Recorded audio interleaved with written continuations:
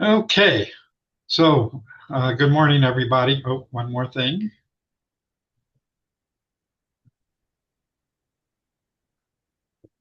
Show captions. There we go.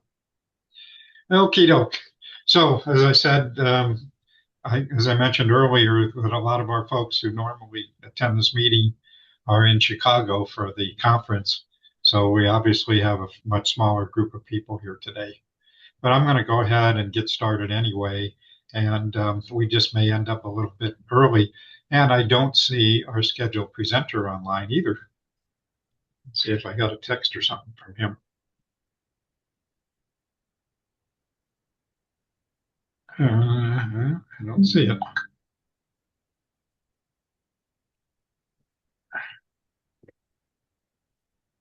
Okay. Oh, there's PJ. Hey, PJ, how you doing? Good morning. How are you today? Good. So we're going to go ahead and get started in just a second, PJ, and then turn it over to you. So a couple of quick things this morning. There isn't a whole lot that's happening, but Mark, I don't know, Mark or and Randy, if you guys have any quick things that you want to share about what's happening with the feds. I Let's see. I don't other than the piece on the satellite data centers, which Yeah, we'll get to. yeah. And actually, Mark, I talked with Randy, I think it was yesterday, about that issue and trying to get some information about what's happening with data centers in space. And so, anyway, Mark, you have anything else that you want to talk about or share? no, I haven't seen any federal activity. It seems they've been budget focused. So um, the FCC kind of shut down for a few days, it seemed, and now funding is back in place. So nothing on the legislative or regulatory front that's new, but I am tracking six different data center in space initiatives, not just the Starlink million satellite one filing. So that's suddenly become hot and visible. And one comes out of Tucson, Phantom Space. Jim Cantrell is one. I went to a Arizona Space Business Roundtable meeting, which is held in Tucson. I took by Zoom. You probably know about it. And he presented. So, no, data centers in space have suddenly heated up. Yeah, and I would like to have a further discussion, not today, but a further discussion about that, about what is that? What does it mean? How are they, how does it powered? How does it cool? All the kinds of issues that people are objecting to here on Earth regarding data centers, and how does all that happen in space? And so I think it'll be an interesting discussion in the future. And I don't know if there's a whole lot to tell at this point in time. I will put a link in the chat. Tony from ASU just published. She was the editor of a big focused journal about tribal broadband. Let me go get that link, and I will post that in the Okay. chat. Okie doke. Well, Somebody, I'm somebody sorry. should make somebody should make sure the sun gets the memo that this is a good idea. Uh, the astronomers will not be pleased. Yeah. Um, anybody have any other quick announcements? Megan, you have anything from the library or Mama before we get to PJ here? I don't have any updates today, Steve. Thanks. Okay. Mama, do you have anything Not federal, state, really. local? Not really, Steve. We are in the application phase of E-rate, and I'm working with on that. But other than that, I don't have any other updates. Okay. Anybody have any other announcements or anything that they want to share before we get to PJ? If not, we're going to go ahead and get started. And welcome, PJ. been a while since we've seen you. And so, PJ, you were at Yuma. Is that where you were before you went out on your own? Yeah, that's correct. I was at Yuma County. Yeah. So again, we welcome PJ back. He has his own initiative relating to, I know you've probably never heard of AI, but he's doing some interesting stuff. Gordon, you'll be particularly interested in some of the stuff he's doing with the arts. So PJ, I'm going to turn it over to you. I don't know if you want to just mention a little more about what you were doing at Yuma because you were working in broadband at the time, and then you decided to do something useful. Yeah, I want to give you guys a lot of accolades for being able to stand in there and keep up that fight. And believe me, none of it goes unnoticed by me. I'm somebody that's certainly much appreciated for all the work and effort that goes in behind the scenes on such efforts. And often it's slow rolling. It takes forever to get approvals. They say that government is a slow boat to turn. Sometimes it's not a boat, it's an island, and it will turn into a boat eventually. But it's it, I appreciate all the work you guys do. So, and thanks for that introduction, Steve. Yeah, so I used to work at Yuba County. Before that, I was with Coconino County and NAU. My background is 27 years of experience in IT and tech as vice, everything from your initial assembler putting racks and stacks and connecting cables to later CIO and vice presidents in roles at college and universities. So and then working for government, obviously. But now, probably about a little over a year ago, I started well, it's probably 2 years ago now. I started a company 2 years ago before, while I was still with Yuma. And the company I started is called Prometheus Productions, and the goal was to try and talk about AI and what the future holds. And I was trying to push some of the initiatives of how it could help with organizations and in government, how it could help with certain processes that we follow inside a business. And it didn't really go very far while working in the industry, if that makes sense. Getting outside of it though, and being able to advocate and talk about what the tech does and where it can be found, how it can be utilized, who can leverage it, it's much different. A lot more reception to the openness of what's possible. And I started Prometheus because of my daughter. I'll give you guys a quick 2-minute story. Most of you probably don't know this about me. Even if you know me, you probably don't know this about me. My daughter is 22 years old, but when she was 14 months old, she suffered a brain hemorrhage from a vaccine reaction that caused her to lose her ability to stand, talk, walk, fine motor skills. And when I was up at NAU, I was looking at IoT devices and dabbling in AI, trying to understand how does that fit into IoT devices to improve the quality of life for students, right? At the same time, we were working on all the projects that you guys are still carrying, which is amazing. Um, I was working with SpaceX and the satellite process. We had an NDA up in Coconino County. Again, a lot of people don't even know about that. We had an NDA while I was at NAU in Coconino County that we were working with SpaceX to deliver satellite coverage to buses as they traveled. So the students in Coconino County that had 3-hour bus rides could actually get their homework done. So when I was looking at the IoT devices and AI, along came generative AI, and I started exploring that just for fun, just because it was a good breakaway for me to start understanding. And one day I showed my daughter, and she typed things in, and what came out were these images of things that I didn't know she thought or felt. So I knew immediately that that changed a relationship with my daughter and I about what she was able to create by something that was a new voice. Because at the age of 18, you age out of your physical therapy. So I was drawing, she would color and paint. This gave her her own independence. She wasn't coloring what I drew for her. She wasn't doing what other people presented to her. She was doing it on her own.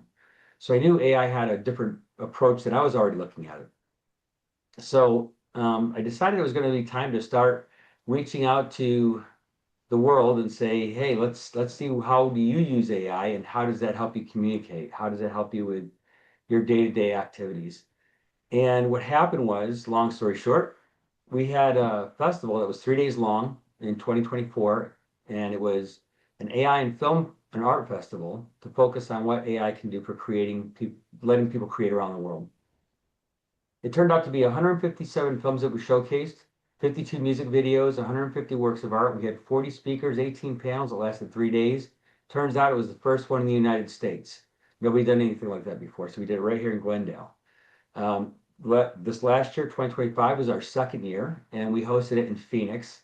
Uh, with that, we had reached over 500 films that were submitted to us, more than 70 countries. So obviously, I got the affirmation that what I thought was true is true. It kind of helped me build that framework. And none of this was meant to be a business initially. It started off as a project to just demonstrate that there's voices out there. And it turned into a business simply because AMC said, hey, we can't showcase your films in our theaters unless you have $1 million insurance policy or an LLC. So I went and got both of those things and started this project. So here it is, two and a half, almost 3 years later. We're entering into our third year of the festival, and what's happened is across the state of Arizona, I just finished over at the Chandler International Film Festival, where I was the first person to ever present on AI, teaching filmmakers, traditional filmmakers, how these tools help, how they benefit. Since then, I mean, over this time, I've had conversations with Sony. I just went out last Wednesday to Apple TV. They invited me out to understand the technology and what we're doing. LA is obviously doing a ton of stuff, as you could imagine. And there's two big hubs in the United States, really. The largest hubs are going to be out of LA and San Francisco, and the other one is going to be California, and then the other one's in New York, basically New York City. Arizona, I'm working to lead Arizona into the future of being able to be competitive with what that means for independent filmmakers and independent voices. So my love and passion for the work here in Arizona has always been about empowering the people that the technology serves.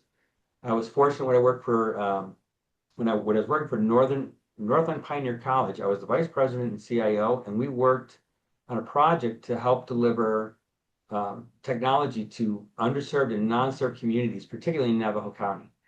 We had a $1.25 million grant. We built our infrastructure, worked with Cisco, and this was 2015. We started that, so long before COVID. And by the time COVID happened, that entire region was set. They had the technology, they had the connections for education, because we planned ahead and had done that for 4 years. On a shoestring budget, I knew that it served the underserved and got them the connectivity they desperately needed for education. Um, so this, to me, what I'm doing in AI is the same thing. Good example, we have 22 tribal nations here in Arizona, and being able to provide them a voice with the technology that's in their hands, that they may have access to, such as AI as a tool set. They can now tell their own stories. They can become their own media departments. They can become their own storytellers and creative processes for their businesses. So I dove into that. I have what I started with myself as a pet project, kind of something to do, turned into a business, and now I have 8 staff. We just signed off on our location. We move in on Monday the 9th in downtown Phoenix, and we have clients ranging from people that are working in Netflix to people that are in just local commercials, people that have local commercial needs for their projects. And I'm also working with Arizona State University we're making an announcement that should be coming today and from on 3/3, so March 3rd, we're doing a student workshop. We're having a student hackathon, teaching them how to use AI in film.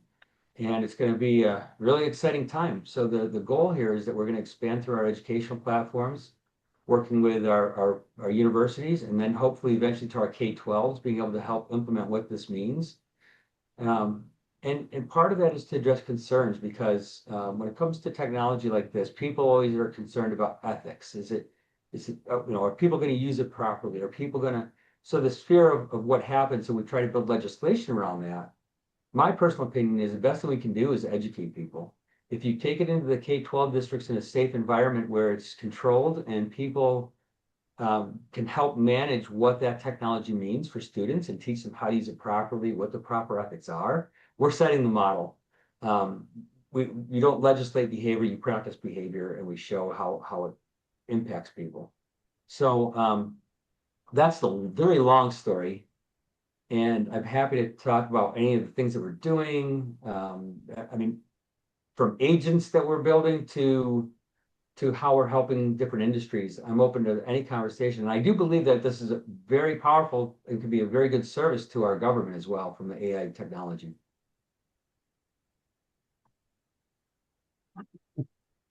Okay, so a couple of things. First of all, Gordon, I know you have something to contribute. Well, first and foremost, PJ, you're such a hero. I love what you've done. It's incredible, really wonderful. So thank you for your gift there to the world. Um, yeah, gosh, I first want to recommend you to Dr. Victor Pineda, my longtime friend and associate at the um, World Enabled Organization up in San Francisco. And I think we should talk about that and make some things happen. Been working with AI myself from Tucson in 1985. I began using AI, a Lisp system symbolics, doing high-end computer graphics of 3D stuff and integrating it with live video. And since then, um, I've been watching it and seeing how expression and communications could be facilitated using AI. And the promise of it is just wonderful. The problems have kind of come from the fact that the large corporations have decided that it's their domain, that they could absolutely corner the market if they only just had enough chips and water and power.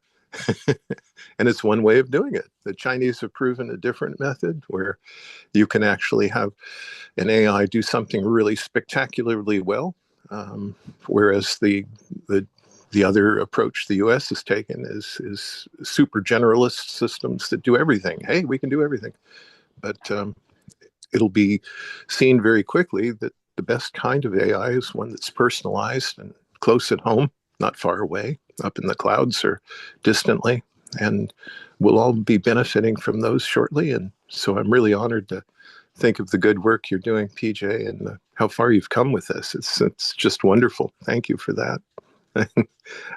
That's all I have is wonderful praise. My goodness, how So, wonderful. Gordon, you want to talk quickly about the conference that you just presented at? Certainly. And PJ would be very interested in that also. Sure. Well, I just became a fellow of the World Academy of Arts and Science, which is through the UN Human Security Organization. And we've started XArt. It's a planetary arts movement. And indeed, PJ and his crew will be most welcome to that effort. And basically, the idea is arts can be such a good way of moving and changing the world. Um, on my part, I've created a platforming solution, which I call Good Trouble. And what in the world can that be? Well, actually, it came to me when I was thinking about my past career in Tucson in politics. I'd been very engaged. I even ran for House of Representatives. I had lots of experiences there, but one day I was thinking about having started the Political Action Committee, MPAC, which was promoting public access cable television. And in order to lobby our city council effectively in upcoming elections, I put that together. And when I thought of that, I immediately slapped my forehead and I said, there you go.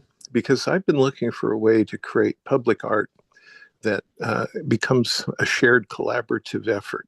And right then and there, I realized I was going to stir up some good trouble by creating a 527 political action group, political action committee. And if you look it up, as I did on that day in Tucson back in, I think, June, it is for the purposes of education, awareness, um, promotions of political and policy issues. And the only thing you can't do is give money to a political party or a candidate. Well, there you go. But you can raise unlimited money, and it's tax exempt organization. And all you have to do is fill out 2 IRS forms. They say, wow, look at that. And so the idea is to create a political action group that is putting out there a public art uh, project. And for Tucson, I called it Sky Grid. And what in the world can that be?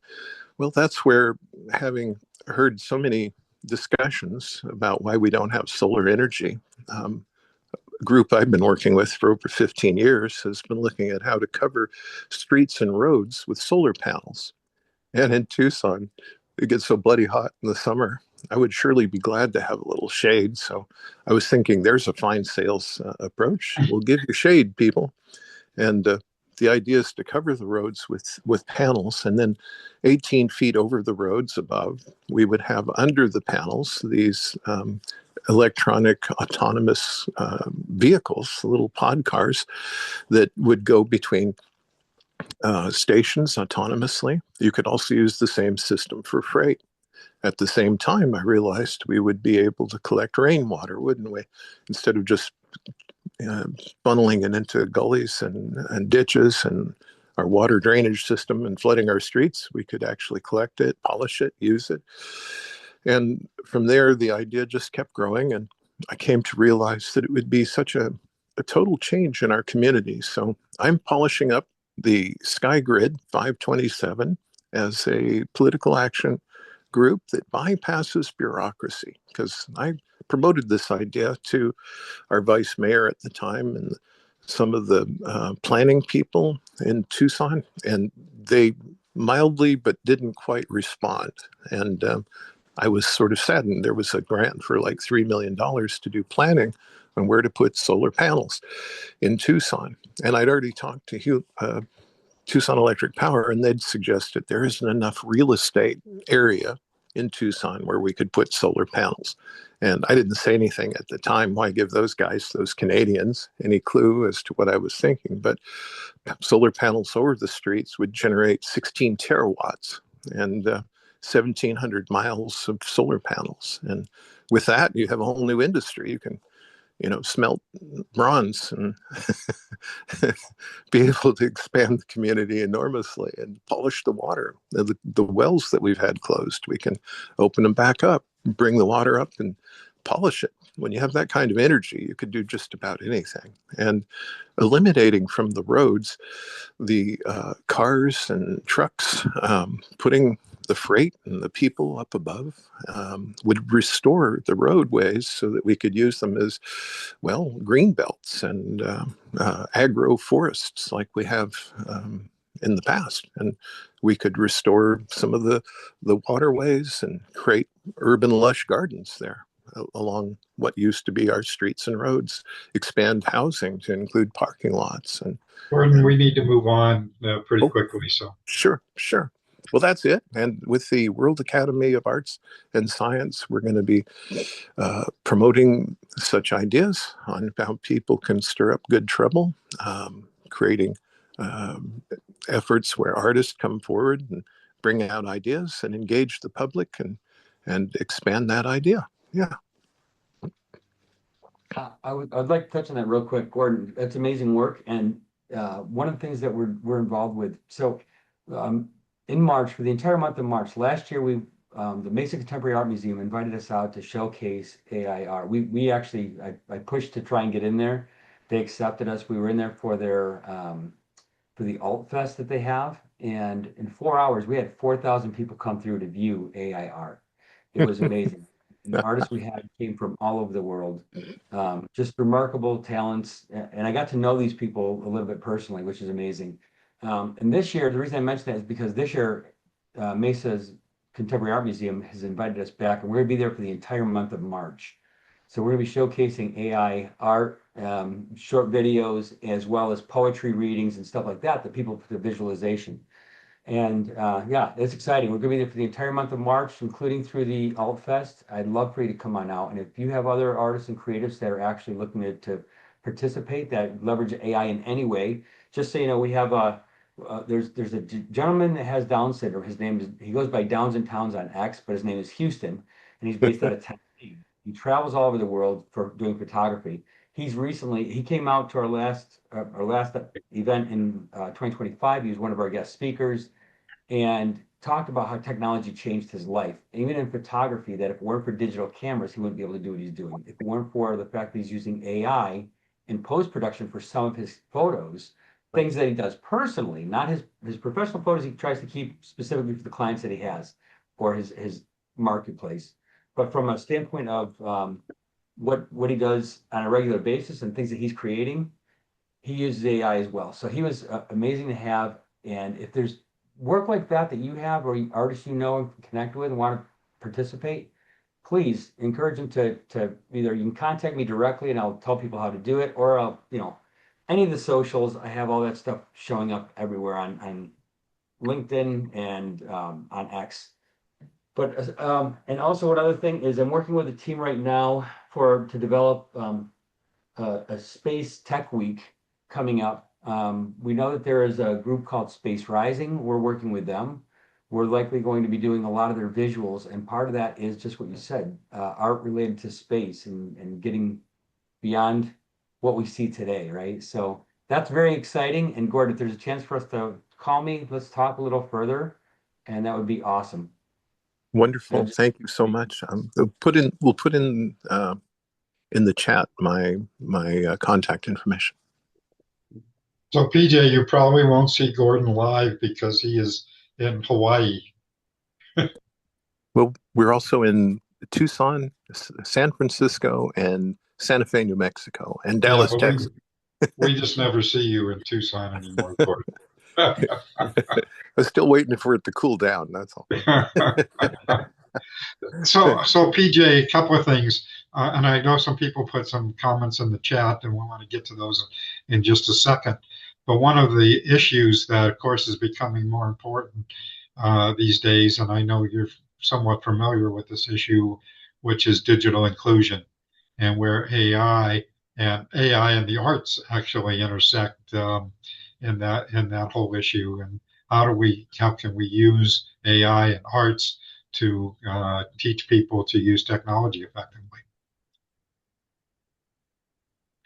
That's a great question, Steve. And yeah, that's very near and dear to my heart, right? Because ultimately, while we have to do work that helps keep the lights on, such as commercials and working in different films, for me, that really the root of this is that inclusion piece, right? Because that's where it started with my daughter, and if it weren't for that experience, I wouldn't be where I am today, in this process with my daughter. So, yeah, I think. One of the things that we could do to help focus on the digital inclusion piece. So it's funny you asked that because Steve, I've got so many other ideas in my head, and if I could find the right partners, eventually get to the right places inside of universities, there's technology. I got a chance to go to CES this year, and being out there, I got a chance to talk to a lot of people that do inclusive technology. One company had these earbuds that you put in your ear, and if let's assume you're paralyzed from the neck down, if you don't have use or you don't have use of your hands, that these devices, based on facial expression and movement, you can actually manipulate a mouse and type. So that changes the world of storytelling for them, right? They have something to share, a way to have some form of communication or external experiences. That's a great way to transcend what people may not understand in their experience. It brings us closer to them. Those are things that I see and I want to figure out how do we participate in. Another thing when it comes to the digital inclusion piece is that it is a new voice, that it does provide people an opportunity to have a form, not just a form of expression, but a way to deal with challenges they may address. And so right now, another thing that we are working on is actually I just had a call yesterday about moving forward on this project.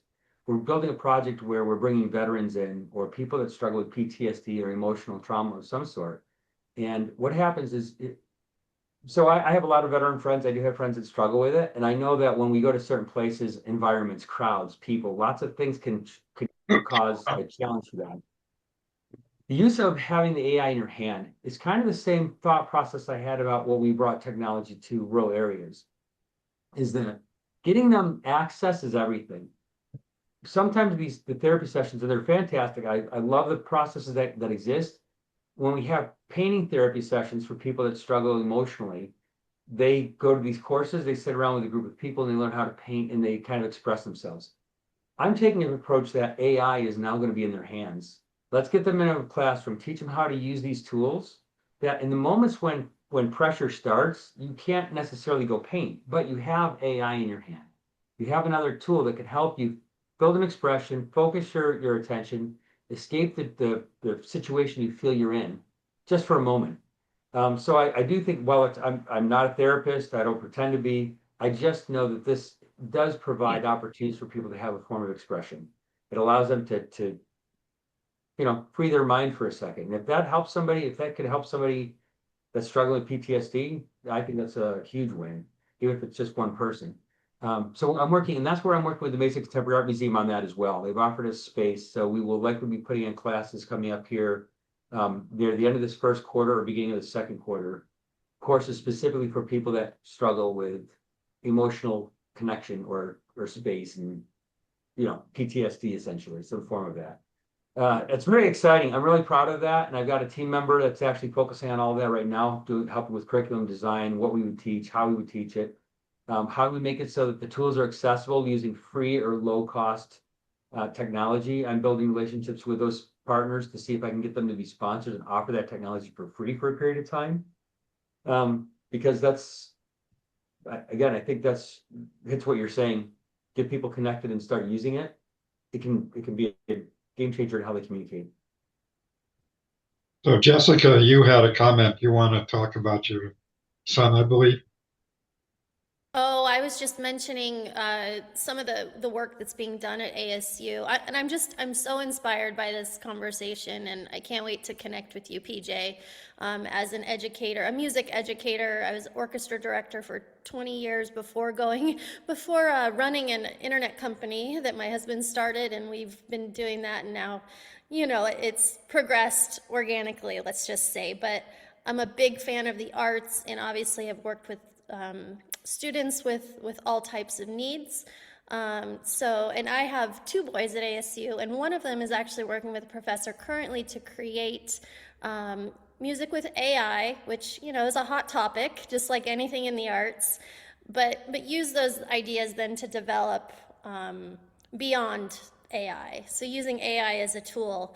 There's some amazing work being done at ASU with some of these professors, and I'm going to connect with you and outside of this meeting and just hopefully get to bounce around some things. But hopefully you're getting some opportunities to connect with some of those professors at the university level to just spread the good work you're doing.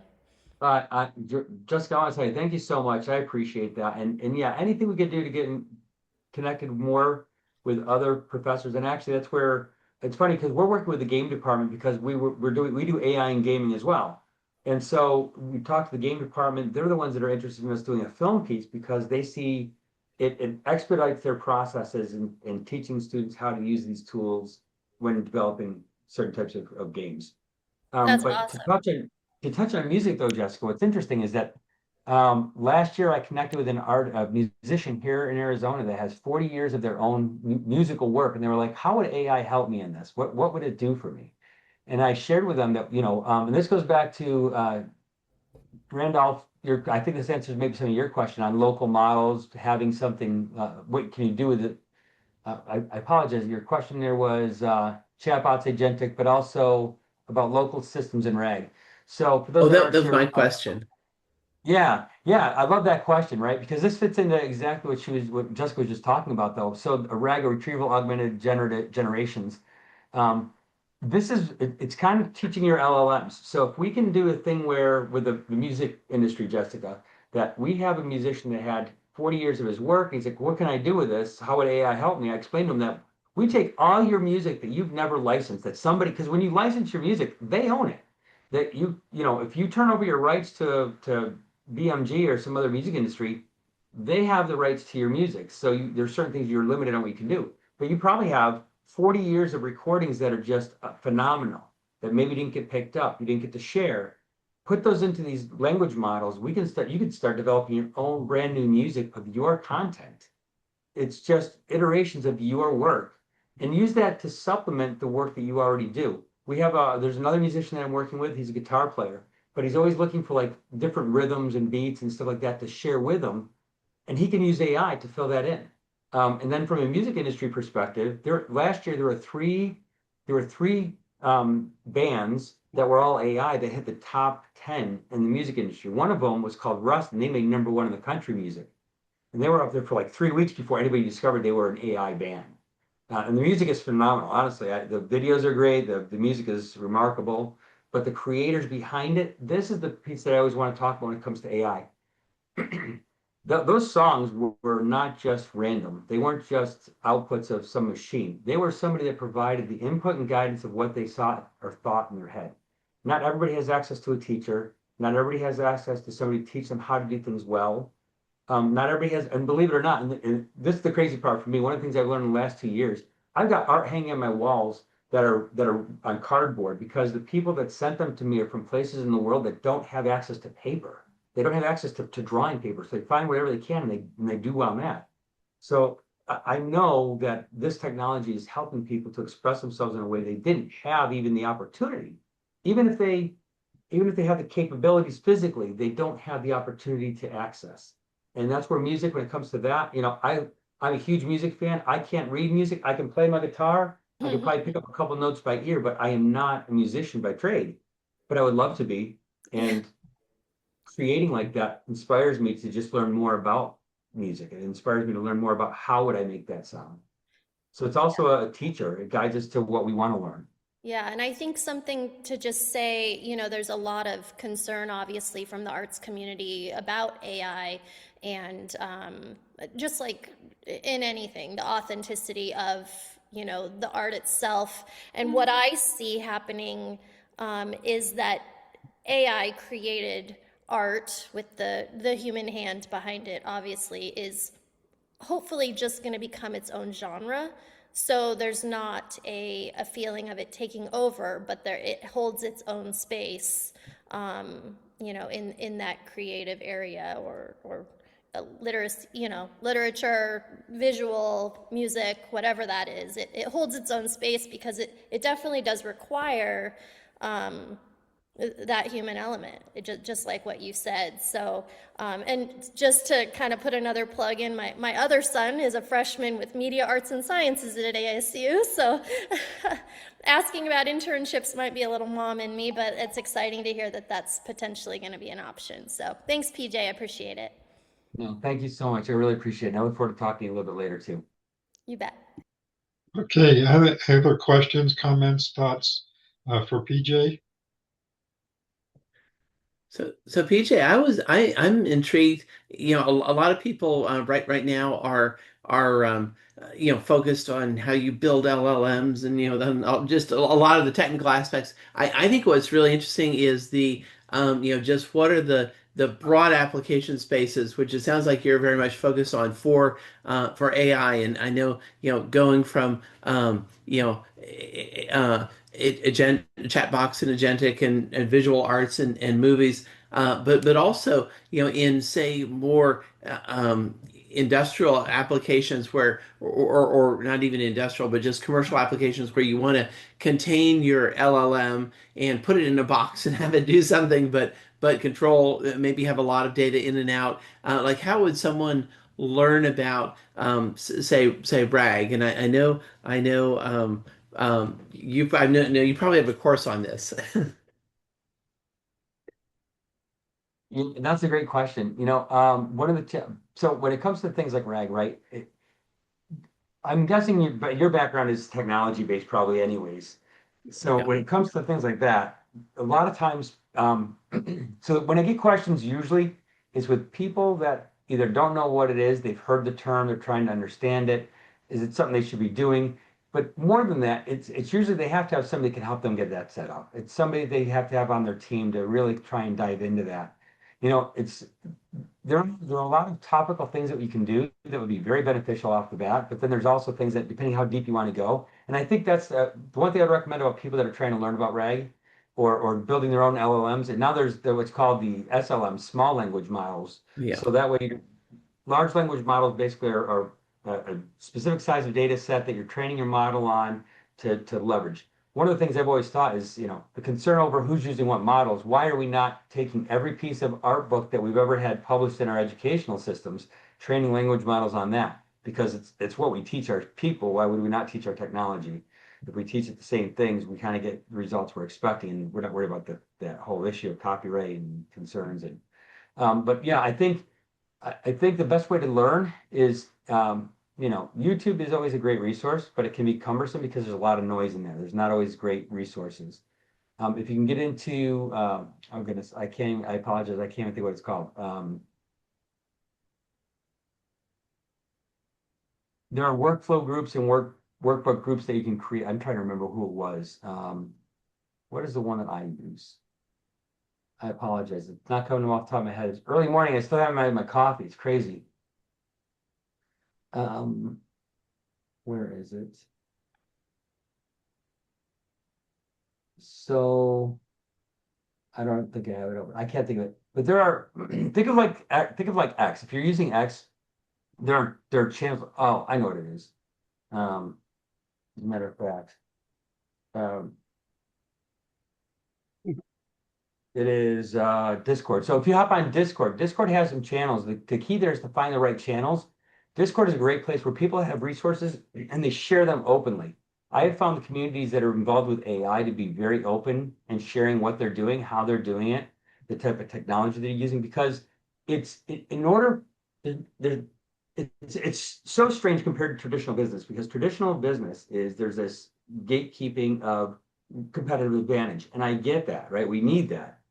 Yet this industry is also at a point where there's not been legislation that's been built around it too much. There's so much ambiguity about what could possibly happen that the people that are involved with it are actually genuinely trying to help one another because they want to build it right. They want to build it so that when it comes to what happens, they're already conforming to these things or they're providing the influence of what works best.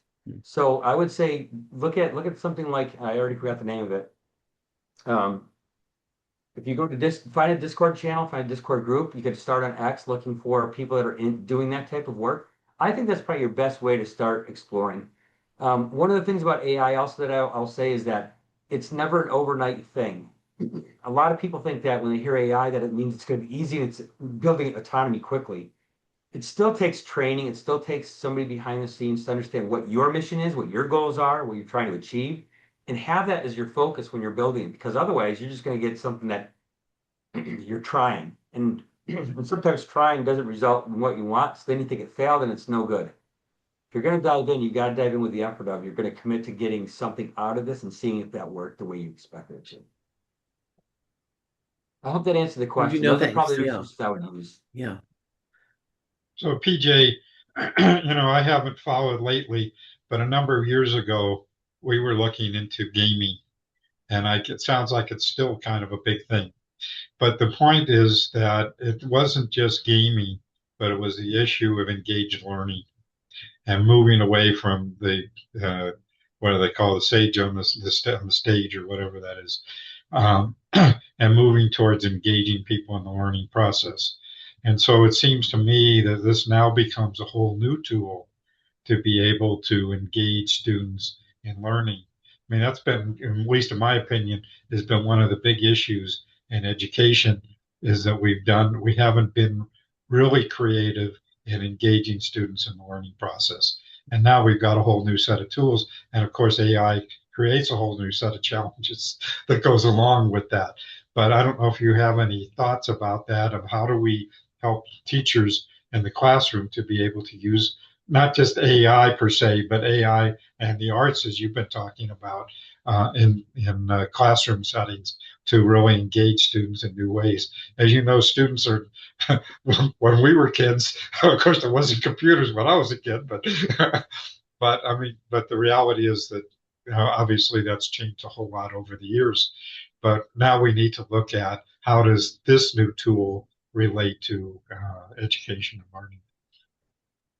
Yeah, great question, Stephen. I think gamification is still, like I remember those conversations. People were deep into it at one point, saying, "How do we gamify this for educational purposes?" The tool itself could be its own learning lesson, right? Because I have learned more about industries that I never thought I'd work in or care about because they weren't a focus for me, right? My focus was something else. And same with coding. I've learned more about how to code properly because I use these tools to develop a bot. And I'm like, what's wrong? And I go back and I look at the code and ask it, explain this to me. I think there's an opportunity to have the AI help with that educational process in the classrooms. If you have juniors and seniors that are interested in coding or even younger, it would be a great tool to say, look, we're going to use AI to see what coding looks like and start as a base there, and then go through the principles of why it did the things the way it did, because you can see all the code. And that it creates your live learning lesson every, not only that, but I personally think as somebody that's been an educator, one of the things that always was a little stressful for me was that when I was teaching at university at technology, in one year I would teach X. Next year, there were all these changes that happened in technology, but I'm still teaching X because of the time frame that it takes for curriculums to get approved by boards, deans to say yes, changing the books out. You're going to lose half a semester. You're going to lose a semester, if not more, before you can teach the next class the newest materials, which by that point probably are outdated again because this technology is actually moving at such a pace. If we use the technology in the classrooms at a K-12 level even on a daily basis rather than this is the curriculum for the year, let me set it up. You can set up the frameworks of it and utilize these tools to teach from it. Of course, I did a workshop for 40 filmmakers here in Arizona. Um, the reception was amazing because none of them had ever used the AI tools, were unsure if they wanted to and what it meant for them. By the end of it, it was, well, what do you want to achieve? Because it's not about replacing what you do, but what are you trying to learn from this? What's important?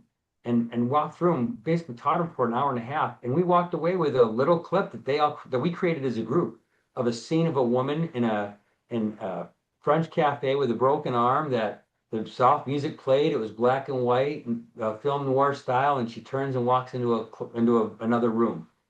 And we talked about what's next, what happens next, where did she go, how did she break her arm? There's all this story that we can create from one little image. We should be doing that type of stuff, I think, from an imaginative standpoint in our arts classes, maybe in our science classes. It could teach us more about our science, teach us stuff in so many courses. I think there's so much opportunity with what these tools present. It's a matter of getting past. And I want to say, Jessica, thank you so much for sharing that you have sons and where they're at. I'm going to share my daughter. It works in Tucson. She's an educator at a school for troubled children, and she teaches and she has her degree in deaf studies. So she works with children with disabilities and children that have struggling challenges. Um, Yet I asked her, how often are you able to utilize AI? And she is the only teacher that's trying to help to adapt. She's using it for adaptive techniques. So if she can't figure out how would I do this, if I want to teach X to so and so, and here's the challenge that it's faced, what are some options? That stuff has opened her eyes. It's given her more ideas, and she's using in that way. She's also using it less because she now has these ideas in her head, and it springboards into one and the other. And I think we should be pushing that in schools. I really think, Steve, that's a great question. And that's been part of my goal and effort for this whole thing is that when I host any events, I try to reach out to faculty members and teachers and educators to come out and be part of it. I want them to see what it is because it's not some big scary thing. It's actually very enlightening and gives people a whole new perspective on what's possible. So I love the question, Steve. I hope we can all advocate for that. PJ, I'm also in Tucson, and that's where I taught. So I'm glad your daughter's here, and I'm already putting feelers out to connect you with some people that I think could really benefit from what you're doing. And thanks for sharing about your daughter. Well, we're all proud of our kids, right? I mean, we got to be. 100%. So, PJ, on a totally unrelated technology, um, I am in the process of trying to downsize, and I started cleaning out my office and all the stuff I have. And I have stacks of colored paper. I have pens, all the stuff that I want to donate to the schools. If your daughter has an interest in that, has obviously it's not AI, but it's still great for particularly I would think for young people who have learning disabilities and so forth. If she might be interested, send me her contact information, and I will be glad to share that information with her. I will do that. Thank you so much. I do know that she has that challenge in the classroom, constantly needing supplies or believe me, the days of dad when she was at school having to send her an extra $100 so she can get a handful of supplies she needed for her classes when she was taking classes. I'm still sending her the $100 every now and then because she needs extra supplies for her classroom. So I've got tons of stuff I'm going to try and pack it up. I've already got a teacher who's expressed some interest in some of this stuff. It needs to go out of my house, and I certainly don't want to throw it away. So just an aside. I actually have, for those of you that are on the call, I have a music video that I could share with you guys at the end of this when we're done, before we go for the day. I don't know if this thing plays audio for everybody from a video standpoint, or if I have to share that in a specific way, but I think this piece actually illustrates what's possible in somebody doing a really powerful piece of storytelling. You can It's try not very sharing long. it. Sometimes it works, sometimes it doesn't through Zoom. Well, So I can also do this tonight for those of you that are interested. One of the things that I do, and I don't know why I hadn't mentioned this earlier. So I do meetups here in Arizona. We do it every other Thursday. Tonight is that Thursday. We're going to be at Pollock Cinemas, and we're going to be showcasing AI films between 6 and 8 p.m. We usually run for about an hour, hour and a half. Then we sit around for another half an hour, 45 minutes, or we go down to Philly's and sit down, have something to eat together, grab a couple of sodas, teas, drinks, whatever, and enjoy each other's company. We do it every other Thursday. Our group started out 7 months ago with 5 people at it. Today we have over 500 people registered for these events, and we have an average of about 40 people that show up. So tonight's probably going to be no exception. We're expecting between 30 and 40 people. It's free. I don't charge anything. The theater charges $3 because that's how they're going to make their money. They're donating it to us for free, which is amazing. But if you get a chance, come on out and you'll see some amazing films. Here's some remarkable music videos. The talent that you'll see, we put on visual poetry, we do all kinds of stuff. Yeah, I sure can, Jessica. Good point. And that meetup, again, if there's local artists, local creatives that are doing things in film art, music, and they want to be able to showcase that stuff, we're showing Paddlefoot Productions is based out of Arizona. Guy's name is Mark that runs that. And they've created a mini series. We've shown 3 of their pieces already in their mini series, and it's phenomenal. Everybody loves it. We have another local artist that just does music videos himself, and we host those and showcase those as well. So it is about our community, and from that we've actually built other chapters. We now have a chapter in Las Vegas, a chapter in Des Moines, Iowa, a chapter in we got one that we're starting in it actually the guy accepted yesterday. We have a new chapter president in Atlanta, Georgia. And where am I forgetting? Oh, in New York. So we have one in Albany, New York. So we have 4 additional chapters, including the one here. So we have 5 chapters right now. My goal is that I want to build a chapter in every state across the country by the end of 2025, 2026. I know it's a very aggressive goal. Probably, I don't like to say it's not going to happen. It's going to happen. I'm going to make that happen, right? So we'll see how many we get, but that is the goal. And it's really about community building, getting people to see in their local communities. They have probably local artists that don't know where to go with their stuff. They don't know how to showcase it. They don't know how to get seen. And it's empowering when people see their own work on display somewhere that others can appreciate. So yeah, and I will do that right now, Jessica. Thanks for reminding me. So PJ, please make sure you provide me all of that information so we can include it in my newsletter. And also just a reminder, anything that he's putting into the chat, that you can download the chat while we're on this call. If you go to chat at the very top on the right hand side, you'll see 3 ellipses, and you can save the chat. I do send the chat in the next couple of days, but if you want to keep any contact, any information that's included in the chat, and you want it today, that's the best way to get that chat immediately. So I wanted to remind you about that. PJ, it was awesome. As you can see, you sparked a lot of interest in a lot of people, and it may be interesting for us to have an additional follow-up. But it's really cool, this amazing stuff you're doing. Well, I appreciate it, and thank you so much for having me on here and be able to share all this. I mean, it's I couldn't be more blessed in the opportunities that have been presented and what's happening, be able to help empower other people and do things. I also I put in two things. I put in the meetup, and I also put in, we're doing Arizona Tech Week. We have 2 days of events during Tech Week we're hosting. So we'll be having an open house for our new facility that we move into on Monday. So we'd love to welcome people to come to that and join us once we get that open house announced. Yeah, a lot of stuff's going on. And like I said, it's everything from film art, fashion, gaming, and music. And we haven't even touched on we touched a little bit on the gaming and music, art, and film, but we also do fashion, like I said. And what that means is, how do we help the models maintain their anonymity? How do we help them on blockchain and crypto? Blockchain and crypto are similar, but they're not always the same. But from a blockchain standpoint, we're leveraging blockchain to help build that timestamp of their protection of their rights, of who they are, their own image. So there's things we're doing also on that side as well, not just the vision and audio experiences, but also the practical applications when it comes down to protecting some of these individual persons. So we're doing a lot of stuff. Yeah, I'd love to invite out to all of those things, please. So, And I will do. I'm sorry, go ahead, PJ. Sorry. I was going to say, I'm going to see if I can't put the video. What's the best way to do this video? Can I just play it like right here? If you have a link, well, you can just try playing the video by sharing on Zoom. It works, sometimes it doesn't. So you can give it a try.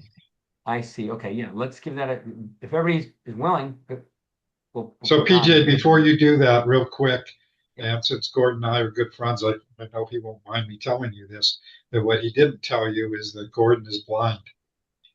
And so he is obviously very interested in making sure that people with disabilities are able to use technology and benefit from technology and so forth. So among his other talents that he's already shared with you, that might be something else for you to connect with him about.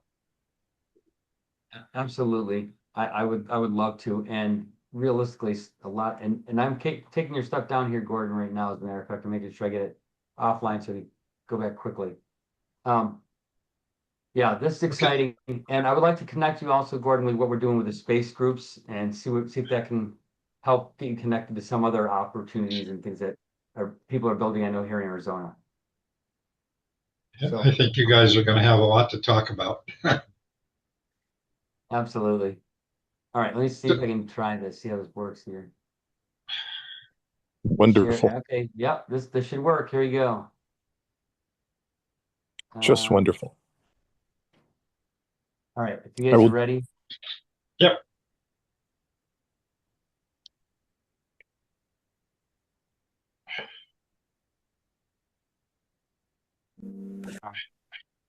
Can you ever see it? Yeah. Yes. I have your number in my phone, but I sit here all alone. I don't know why we don't speak. My heart is tired and my legs are weak. We were brothers, we were one. Now the light is all but gone. I don't know who you are today. You're just a ghost that walked away. I don't understand this life. It cuts me like a rusty knife. I'm young in years but old in mind. You're the one I left behind. I see you posted on the screen, but I don't know what you mean. A different life, a different place. I don't recognize your face. The world is turning way too fast, and nothing good is built to last. I'm sitting here, I'm 23, but 80 years is all I see. I don't understand this life. It cuts me like a rusty knife. I'm young in years, but old in mind. You're the one I left behind.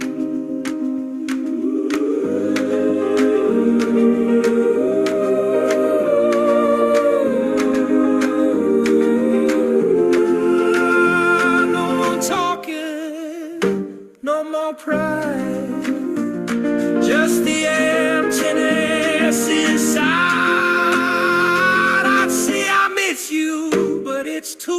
me. I'm just an old man at the gate. I don't understand this life. It cuts me like a rusty knife. I'm young in years, but old in mind. And you're the one I left behind.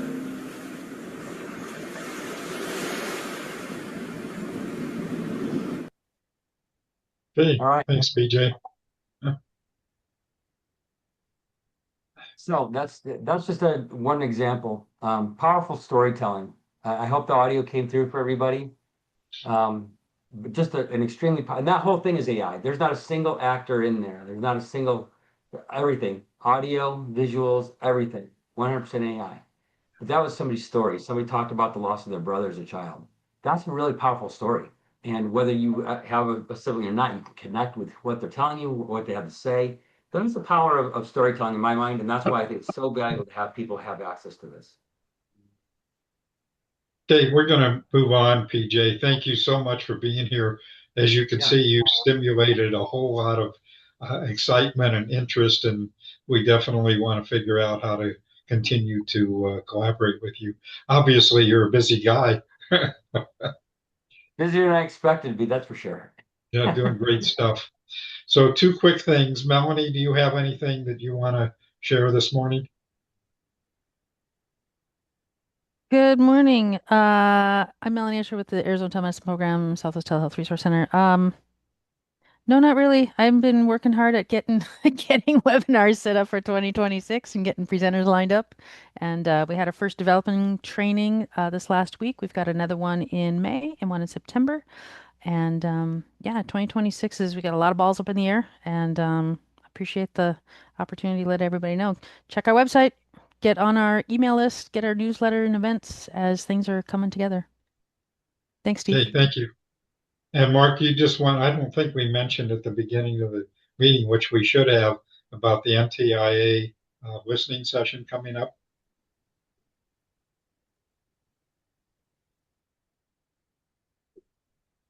Mark, are you there? Okay, well, NTIA is having a listening session coming up. I can't remember the exact date, very soon. Sorry, I was on mute. Oh, okay. Yes, Yeah, go ahead. Ariel Roth will be hosting a listening session about the non-deployment funds next Wednesday, noon our time, which does conflict with ATIC's board meeting. I'm sure there'll be plenty of press coverage of that. I'm about to put something in the chat. And the other thing that happened that we did talk about already last week was that the Budget, Commerce, Justice, Science, and Related Agencies Act that was signed into law on January 23rd requires the NTIA to publish their plan, not the rules, but their plan for the non-deployment fund use within 30 days. So I just put that link in, and here's the Ariel Roth link.